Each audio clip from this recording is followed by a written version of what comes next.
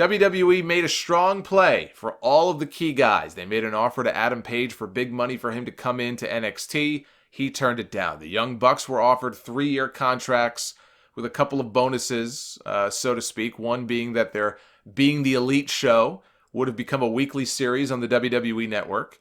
And 2, they would have had a window of 6 months to leave the company if they were not happy with their push. Kind of like the handshake agreement. Reminds me of that Ric Flair had with Vince McMahon when he came over in 91. The agreement being that if Flair ever dropped out of the main events and dropped down on the card, he would have the right, if he so chose to do so, to go back to WCW. I don't even know if that was written into his contract. That was, as far as I know, a handshake agreement that he and Vince had. And Vince lived up to the agreement. He had Flair do some jobs on his way out in January of 93. And Flair was allowed to go back to WCW. Now, he wasn't allowed to wrestle. There was this, I don't know if you call it a non-compete or what, but that's where the whole Flair for the Gold talk show segment came about. Flair couldn't wrestle for many months.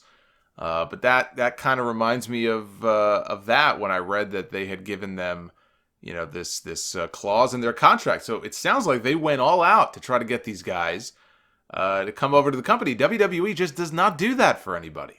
Especially these days. You don't hear about those types of stipulations and clauses and provisions being put into their contracts. To give them an out clause like that just shows you how hard they wanted them. And maybe it shows you how hard they really didn't want this AEW thing to happen. If they knew that signing them could be a death blow and possibly, end with this company not even being formed, it shows you how badly WWE wanted that to happen. 12 hours of discussions with Triple H. That's what the Observer reported. I don't know over what period of days or weeks, but 12 hours total of discussions between the Bucks and Triple H. But in the end, AEW won out.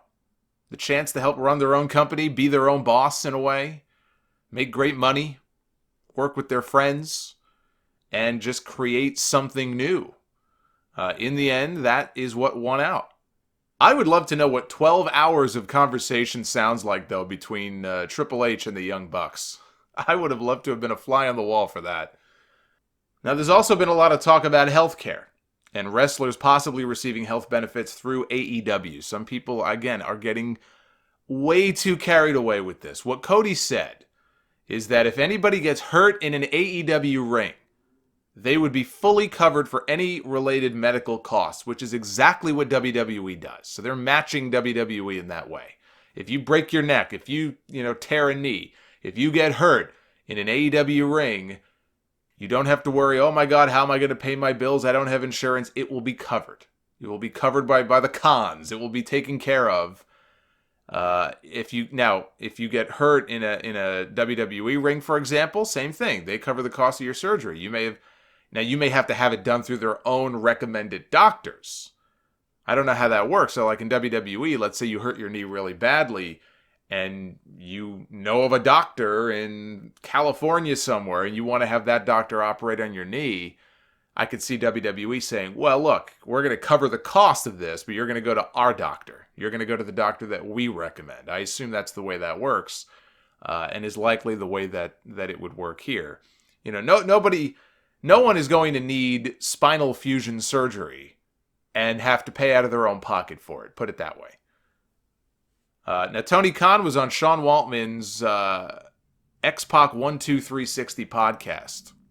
And he clarified things a little bit further about this whole healthcare thing by saying that all executives, no different than any sports franchise like his family has, for example, with the Jacksonville Jaguars, front office executives will have health benefits like most companies would offer their employees, like I have through my employer, like I'm sure many of you have through your own employer, unless you just choose to go on the exchanges in your state. It works differently, I guess, for different people. But in that respect, it will work no different than any other company that provides health benefits to its employees. Same thing will be with AEW when it comes to executives and front office people. Wrestlers are not classified as employees. As we well know, they're classified as independent contractors. And that will be no different with AEW. For tax purposes and everything else, that's just the way it is. Wrestlers are independent contractors, and that's okay with AEW. That's okay with AEW because in All Elite, like a lot of these other promotions, you are not restricted from working for other companies. You're going to have a lot of freelancers who may be working for AEW, who don't just work for them. Maybe they only work a few matches a year for All Elite, but they work in Japan, or they work in Mexico, or they work in Germany, or the UK, or Australia, or here in the States, wherever. That's the difference between AEW and companies like AEW and WWE, and why the WWE thing is a complete farce. An absolute farce, because WWE controls their talent. They do not let them work for other promotions and book their own show. I mean, they may send guys to go work an Evolve show because now they have a relationship with Gabe Sapolsky.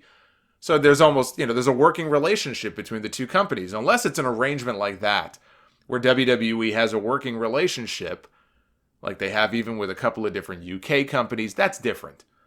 These guys, generally speaking, they can't sign a WWE contract and then go book their own shots working somewhere else. That's not the way WWE operates. You can't do that. They don't allow that. So in WWE, the whole independent contractor thing is a fucking farce. Here it makes a little more sense at least. So to clarify, that doesn't mean that if you're just a regular talent on the AEW roster, I'm going to get health benefits. No, you're not. Not unless you're like a Cody or one of the Young Bucks who have the title of Executive Vice President. They, I'm sure, will be able to get health benefits through AEW. Now you can, quibble about, that's not fair. Well, that's the way the cookie crumbles. I'm not here to say whether it's fair or not. They're going to be wearing multiple hats. They're going to be talent. They're going to be executives. And look, if they are burning the candle at both ends and working their asses off and doing things to help grow the company, then great. But if they're considered executives, then yeah, they're going to get health benefits. Kind of like Triple H. He's a talent and he's an executive. I think he probably has 2 different contracts. We've heard things in WWE, somebody having a kind of an executive deal or an employee contract and also a separate talent deal. They're kind of, they're able to kind of double dip, make 2 different salaries for being talent and for being front office. So that's not anything that's really unusual. But I think, again, people have this idea, oh my God, AEW, everybody's going to have health benefits. No, they're not.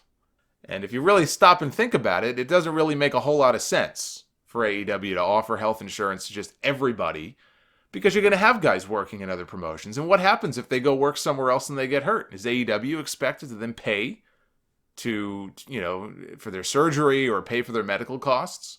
That's why Cody was specific, I think, in saying, if it occurs in an AEW ring, it'll be taken care of. No need to worry. They ain't going to cover your injury if you go get hurt working for OTT, or working for Progress or working for some other promotion. That doesn't make any sense. So again, I think it's important to make that distinction.